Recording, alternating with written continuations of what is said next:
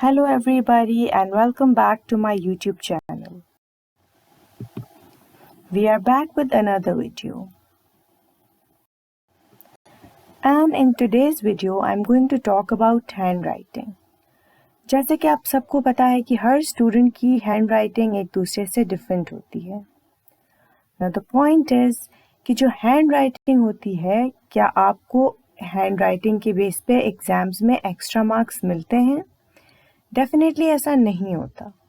वो स्टूडेंट्स जिनकी हैंडराइटिंग बहुत नीट है या बहुत खूबसूरत है, उनको एक्स्ट्रा मार्क्स तो नहीं मिलते, बट डेफिनेटली उनकी हैंडराइटिंग की वजह से उनके मार्क्स डिडक्ट नहीं होते, because they can make their points very much clear और उनकी कोई भी ऐसी बात एग्जामिनर के लिए अनक्लियर या डाउटफुल नहीं होती. So this is going to be a definitely plus point for them. अब वो स्टूडेंट्स जिनकी हैंड राइटिंग थोड़ी सी नीट नहीं है या उनकी लिखाई in comparison with other students इतनी अच्छी नहीं है, तो कहीं ना कहीं वो अपने मार्क्स कम ज़रूर करवा लेते हैं. बिकॉज बहुत सी कंडीशंस में ऐसा होता है कि जो आप लिखते हैं या sometimes due to shortage of time आप किसी चीज़ को जल्दी में लिखना चाह रहे हैं और वो बहुत ज़्यादा गंदी हो जाती है और वो आपके एग्जामिनर तक क्लियर नहीं होती. आपके एग्जामिनर को आप अपनी बात अपनी हैंडराइटिंग के थ्रू नहीं समझा सकते, तो ये डेफिनेटली आपके लिए एक नेगेटिव पॉइंट होता है और इससे आपके मार्क्स कट सकते हैं.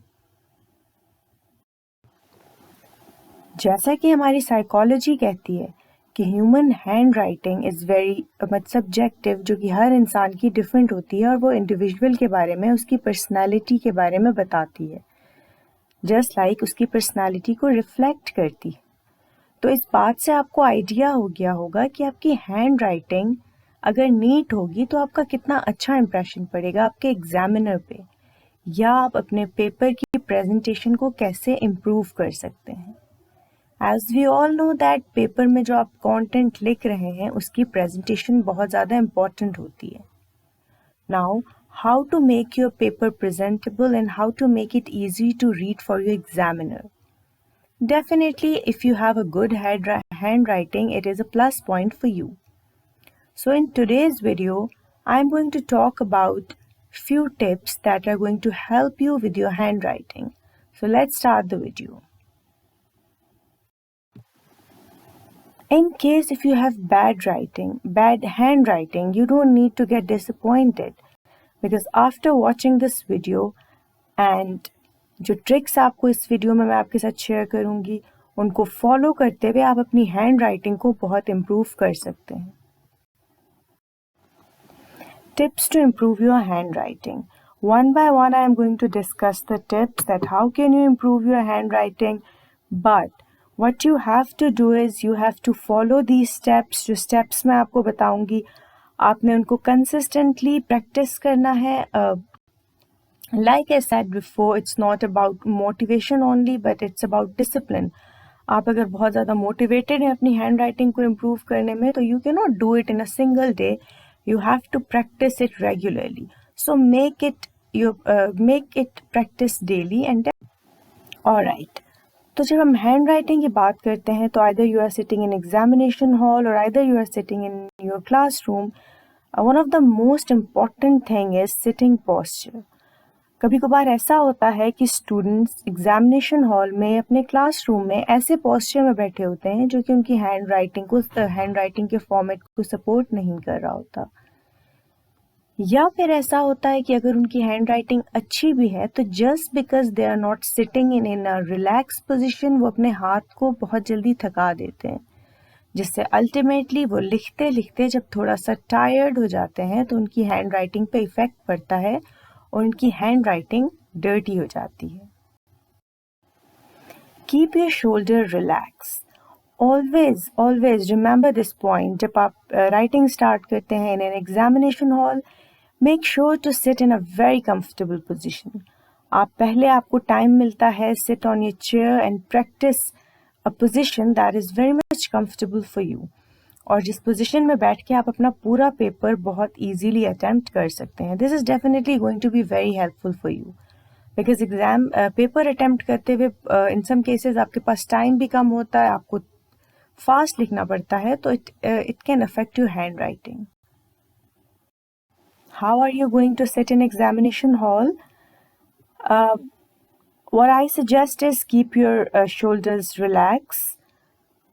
सबसे पहले आप अपने आप को देखें कि किस पोजीशन में आप बहुत ज़्यादा रिलैक्स फील करते हैं. रिलैक्स फील करें अपने आप को, अपने शोल्डर मसल्स को रिलैक्स करें. अपने हैंड को डेस्क पे रख के देखें कि which position is very much comfortable for you.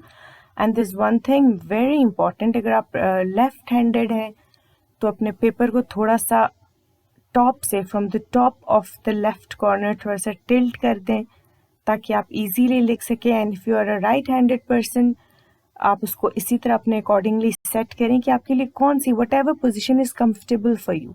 Now there is no hard and fast rule कि आपको इसी तरह बैठना चाहिए तो you are going to be you know very good in exams. No, it's not like that. आपको खुद decide करना है, आपको खुद देखना है कि कौन सी पोजिशन आपके लिए कम्फर्टेबल है. But don't compromise with the comfort. अगर आप कंफर्टेबल हैं तो डेफिनेटली आप बहुत अच्छा अपना पेपर अटेम्प्ट कर सकते हैं. Alright, now another very important point is keep the spacing between the letters. I'm going to read it again. Keep the spacing between the letters. Sometimes what happens is कि students इतना ज़्यादा जोड़ के लिखते हैं कि it gets difficult for the examiner कि उसको समझ ही नहीं आती कि student ने लिखा क्या है. Now a single examiner is checking piles and piles of paper, so might be उसकी एनर्जी इतनी नहीं है, ड्रेन हो चुकी है कि वो आपके एक एक वर्ड को पढ़े. और डेफिनेटली आपका इम्प्रेशन भी अच्छा नहीं पड़ता जब आपकी हैंड राइटिंग में आपने बहुत ज़्यादा चीज़ों को जोड़ के लिखा हो. जैसे कि आपके सामने एक ही सिंगल वर्ड मैंने 2 दफ़ा लिखा है. In the first example it is written with complete spacing, आप इसको ईजीली रीडेबल है. While in the second one it is hard to read it. आप खुद डिसाइड करें इन दोनों वर्ड्स में कौन सा ज़्यादा रीडेबल है.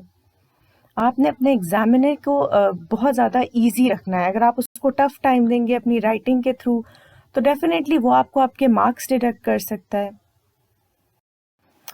Alright, here's another point. Don't apply extra pressure. Now what happens is कुछ students ball point से पेपर अटेम्प्ट कर रहे होते हैं और वो इतना प्रेशर एग्जर्ट करके लिखते हैं कि इम्प्रेशन बन जाता है पिछले साइड पे पेज के. It is very common. अगर आपकी इवन हैंड राइटिंग नीट भी है तो आप उसको इतना पेन को प्रेस करके लिखते हैं, उसकी ग्रिप को इतना हार्ड रखते हैं. इसके 2 नुकसान आते हैं. एक तो ये कि आप जल्दी टायर्ड हो जाते हैं, एंड सेकेंडली आप अपने पेपर को ख़राब करते हैं, उसका इम्प्रेशन पिछली साइड पे आता है. एंड इन सम केसेस अगर आप पेपर की पिछली साइड भी यूज़ करते हैं तो आपका पेपर थोड़ा सा फट भी जाता है, बहुत अननीट लुक आती है. So try to avoid it. This is how you can see an example कि किस तरह से आपका इम्प्रेशन, आपका पेन की ग्रिप और डिफरेंट चीज़ें जो हैं वो आपकी हैंड राइटिंग को अफेक्ट करती हैं.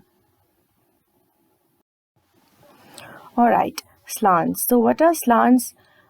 Try to write in a regular pattern. ऐसा ना हो कि आपकी हैंड राइटिंग कहीं जा रही है, there is no regular pattern, कोई लाइन कहीं पे एंड हो रही है, there is no like proper lining, lines आपकी प्रॉपर नहीं है, कुछ भी कहीं भी जा रही हैं. तो again it doesn't give, although इसका मतलब ये नहीं कि जो आपने लिखा है वो गलत है, but it doesn't give a good impression on your examiner. As you can see that कि आपकी कुछ फॉन्ट के कुछ तरतीब है, किसी की कुछ तरतीब है, तो it doesn't look nice. Next is stop joining letters. Now what I mean is when I say stop joining letters, that adopt a single way of writing. अगर आप कर्सिव फॉन्ट में लिखते हैं, if you are, अगर आप joining writing है आपकी तो okay fine, go for it, it's good to go, but make sure कि आप अपना सारा पेपर उसी फॉन्ट में अटेम्प्ट करें, just like that. और अगर आपका कर्सिव फॉन्ट प्रैक्टिस नहीं करते आप दूसरा रेगुलर फॉन्ट यूज़ करते हैं तो आप उसी को प्रॉपर अपने थ्रू आउट पेपर उसी को यूज़ करें. It shouldn't be like that कि आपने आधे पेपर में कुछ चीज़ें जोड़ के लिखी हैं और कुछ आपका किसी और राइटिंग स्टाइल में आ रहा है, कुछ आपका किसी और राइटिंग स्टाइल में आ रहा है. It doesn't give a good impression. Of course your writing should be very mature and it should be like in a similar script, ऐसा ना हो कि आपका स्क्रिप्ट बार बार चेंज हो रहा है। Okay, now one of the most important point is practice. अगर आपकी हैंड राइटिंग की आप प्रैक्टिस करेंगे तो definitely you are going to get positive results. As let me share my personal experience, my handwriting used to be like बहुत अच्छी नहीं हुआ करती थी, but what I did was I practised with a pencil. So pencil writing with a pencil is the best way to improve your handwriting. Write more, write again and make it your daily practice, because it will definitely make your handwriting good.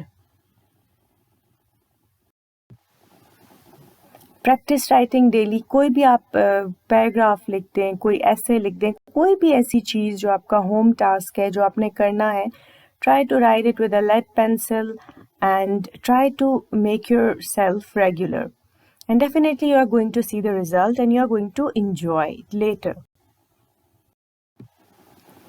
As you can see that ये जो आपके सामने एक text appear हुआ है, इसमें आप देख सकते हैं कि कितने उन्होंने जो है स्ट्रेट राइटिंग है इनकी, नीट एंड क्लीन है, प्लस इन्होंने लेटर्स को जोड़ के नहीं लिखा. You can see the spacing, and what I can say is all this is the result of practice. इन्होंने प्रैक्टिस की है तभी इनकी राइटिंग इतनी रेगुलर पैटर्न में जा रही है.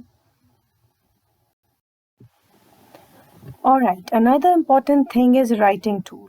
So when I say writing tool, I mean the tool from which you're writing. Either it is a pen or a pencil. Now, कौन सा पेन है जो आप यूज करते हैं? Lead pencil. What is the thing that you use for writing? It matters a lot too.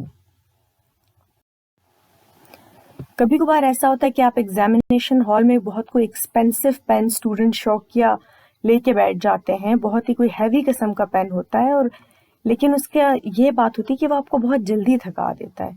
Always try to keep a pen with you that is light in weight, जो कि आपके हाथ को ना थकाए, आपके हाथ पे इतना ज़्यादा प्रेशर ना डाले, और जिसके साथ आपने पहले भी प्रैक्टिस की होगी. And there is another important thing कि आप जब पेपर अटेम्प्ट करने फर्स्ट डे जाएँ तो अपना न्यू पेन लेके मत जाएँ, बिकॉज उसकी निप को सेटल होने में, आपके साथ एडजस्ट होने में it might take some time. So आप अपना कोई ऐसा पेन लेके जाएं जिसके साथ आपका हैंड की अच्छी सी प्रैक्टिस हुई हुई है, आप उसको यूज़ करते रहें, तो it is going to be very much helpful for you. Either you use pen for writing, either you use pencil, लेकिन अगर आप प्रैक्टिस कर रहे हैं, अपनी हैंड राइटिंग को इम्प्रूव कर रहे हैं, तो I would suggest to use pencil, because it would help you improve your handwriting. Alright, so there are different options of ballpoint pens, gel pens, inks, pilot pens. Different तरह के आपके levels पे recommended होते हैं कि आपने कौन सा पेन यूज़ करना है. इंक पेन आप यूज़ करते हैं फॉर द बेस कि आपने अपनी राइटिंग बनानी है, then later on you shift on ball points. तो जो भी आप पेन यूज़ कर रहे हैं, आपको मेक श्योर करना है कि आपके हैं अच्छी से आपको उसे यूज़ करना आता हो, आपकी उसके साथ प्रैक्टिस हुई हुई हो, और आपकी हैंड राइटिंग उसके साथ बहुत ऑलरेडी एडजस्ट हुई हुई हो, बहुत अच्छी हो. Alright, so that's all for today. I hope you've enjoyed this video and learned as well. Thanks for watching.